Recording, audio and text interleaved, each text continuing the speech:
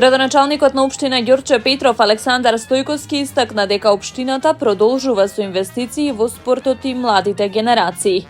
По долг период општината повторно се развива, инвестира и обновува со јасна стратегија за создавање современи спортски објекти кои ќе го поттикнат здравиот и активен живот на најмладите, порача Стојковски.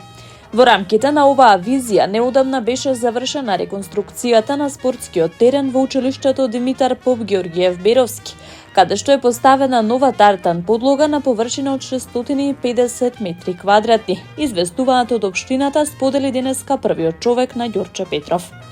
Во изминатиот период извршивме реконструкција на речиси сите спортско-рекреативни терени во нашата општина. Работевме на подобрување на условите за спорт и рекреација во населбата Даме Груев, со поставување на 650 метри квадратни нова тартан подлога.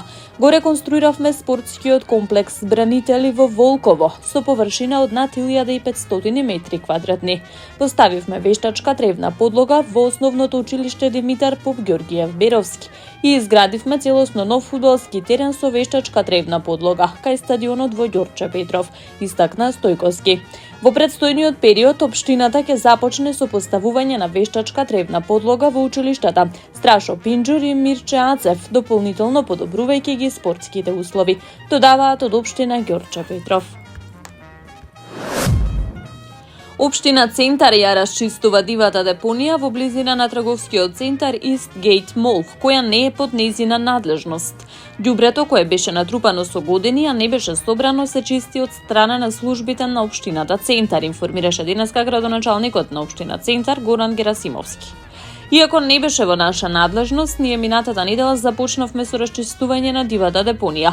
Депонијата од стари двоседи, троседи, фотели, бела техника, облека и смет се расчистува од општинските служби.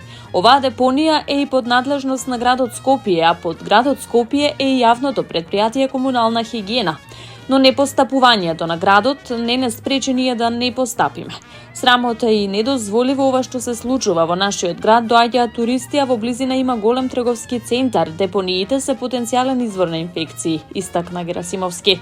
Од општина Центар ги повикуваат граѓаните да пријавуваат диви депонии на телефонскиот број 02 3203 693 или пак на веб страницата centar.gov.mk. Јавното претпријатие Комунална хигиена Скопје известува дека во текот на минатата седмица нивните екипи изготвиле 22 едукативно-информативни записника за граѓани и правни субјекти затекнати при непрописно одлагање отпад на јавни и сообраќајни површини во скопските општини Центар, Карпош, Газибаба, Чаир и Бутел. Јавното претпријатие Комунална хигиена Скопје повторно на терен ги активира и интервентните екопатроли, кои реализираат деноноќни дежурства на така наречените црни точки, односно локациите на кои е забележано континуирано непрописно одлагање отпад, се вели во нивното соопштение. Во рамките на интервенциите на екопатролата во изминатите 7 дена од страна на сторителите беа отстранети вкупно 57 кубни метри непрописно одложен, претежно градежен и кабаст отпад, извести јавното претпријатие Комунална хигиена Скопје. Јавен обвинител од Основното јавно обвинителство Скопје до судија за деца при Основниот кривичен суд Скопје поднел барање за поведување подготвителна постапка против дете во судир со законот, родено 2009 година, за кое постои основано сомнение дека извршило дејствија кои со закон се предвидени како кривично дело, насилство од член 386 став 3 во врска со став 1 од Кривичниот законник. Имено, во 2 наврати, овој 15 годишник нападнал и повредил негови врсници. Првиот случај се случил на 25 октомври, каде детето, заедно со други непознати лица, започнале разговор со малолетник, но набрзо потоа, без особен повод, започнале да го удираат со тврди предмети. При нападот детето извадило нож, при што го прободел другиот малолетник во надколеницата. Вториот настане од пред 5 дена на 13 ноември во автобус на ЈСП Скопје, каде тој со група непознати лица нападнал негов врсник на возраст од 15 години, каде со нож му нанел убоди во главата. Според јавното обвинителство, ова кај другите патници во автобусот предизвикало чувство на несигурност, загрозување и страф. Јавниот обвинител до судијата за деца доставил предлог за определување мерка притвор за детето во судир со законот.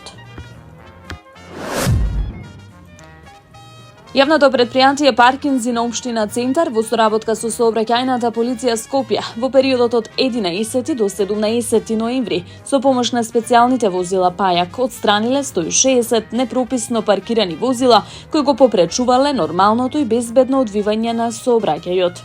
За трајно решение на сообраќајниот метеж и проблемот со неправилното паркирање, неопходна е поголема сообраќајна култура. Затоа јавното предпријатие ПОЦИ и СВР Скопје во наредниот период ќе продолжат со секојдневно отстранување на сите непрописно и несовесно паркирани автомобили во општина Центар со цел да се подигне сообраќајната свест на повисоко ниво и да се зголеми безбедноста во сообраќајот, стои во соопштението од Паркинзи на општина Центар. Црвен крст на град Скопје од 18 до 24 ноември ја одбележува неделата на грижа за стари лица. Истата се организира преку социјалната услуга Центар за дневен престој за стари лица за активно старење. Во рамките на неделата се организираат повеќе активности и тоа: информативни пунктови, мерење на крвен притисок и гликемија во крвта на 3 локации во Скопје, автобуска постојка Зелен пазар, Пазар Буњаковец и плоштад Сарај, фризерски и козметички услуги во дневните центри за стари лица, хуманитарен есенски базар во Веро Центар и така натаму.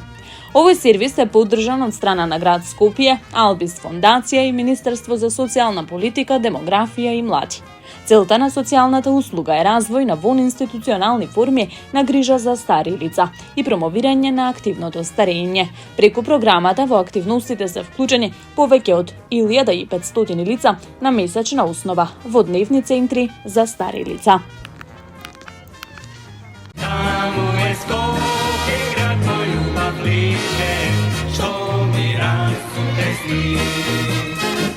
Večno che